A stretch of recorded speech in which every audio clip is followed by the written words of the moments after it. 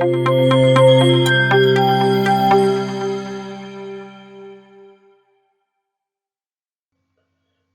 علیکم. املا به برگزایم د وینډوز 10 پین 3D کې د انځور یا ایمیج څخه د بیکګراوند یا پس منظر لرې کولو لپاره ستاسو سره یم. ډیری وخت په ګرافیک ډیزاینینګ کې موږ ته د انځور د پس منظر لرې کولو اړتیا پیدا کیږي چې انځور د پس منظر یا بیکګراوند څخه راواخلو او بل ځای کې پیست یا انتقال کړو. نو بیا هم په پین 3D کې دا کار موږ په ډیر اسانۍ سره ترسره کولی شو. دا چې څرنګه د ټولو د مخه انځور چې تاسو یې بیکګراوند لرې کول غواړئ پین 3D اپس کې پرانیزئ.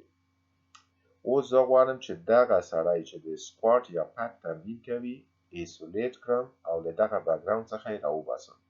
نو د سلیکټ ټول په ذریعه ټول ایمیج په نښه کوو، ورپسې یا په پاس ماجیک سلیکټ آیکن باندې کلیک کوو او یا هم د 2D سلیکشن پراپرټۍ کې ماجیک سلیکټ ته ټک ورکوو. تاسو ګورئ چې د ماجیک سلیکټ ټول په کلیک کولو سره انځور له بیکګراوند څخه راوځي. خو کار تمام نه دی. دلته که څه نیمګړتیاوې مو تر سترګو کېږي نو د اد او ریموو بټنو په مرسته کولی شئ ایمیج ریفاین کړئ.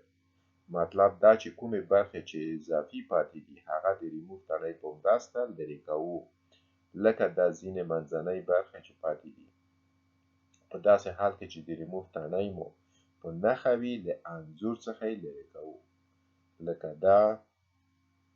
دا هم موږ ته نه ده په کار، لرې کوو یې دا او دا هم، او په همدې توګه خپل کار سرته رسوو. او که ځینې برخې له انځور پرې شوي وي نو په داسې حال کې چې د اد تڼۍ په نښه وي هغه برخې چې له ایمیج څخه پرې شوي معلومیږي بیرته یې ورته اعاده کوو. کټ مټ څرنګه مو چې د ریموو تڼۍ وکاروله. آټو فیل بیکګراوند همداسې فعال پرېږدئ او له پرې شوي انځور سره کوم کار نه لري. یوازې د انځور تش ځای ډکوي او بیکګراوند مو هم په خپل حال ساتي. په پای کې ډن باندې کلیک کوو تر څو ترسره شوی کار مو تکمیل شي. انځور مو راووته، کولی شئ هر چېرته مو چې غوښتي وي انتقال یې کړئ. لکه زه غواړم چې ورډ اپ ته انتقال کړم نو رایټ ماوس بټن ورباندې کلیک کوم او له ځوړنده شوي مینو څخه کاپي ته ټک ورکوم او بیا ورډ اپلیکیشن ته په تلو سره پیست کوم یې. دا ول د دغې ښوونیزې ویډیو محتویات چې په پین 3D کې د انځور څخه د بیکګراوند یا پس منظر لرې کولو.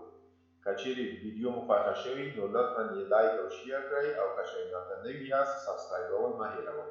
ګینګري یا زنګولۍ ته هم ټک وکړئ تر څو له ټولو نوي ویډیوګانو څخه پر وخت خبر شئ. تر بلې ښوونیزې ویډیو ښې چارې.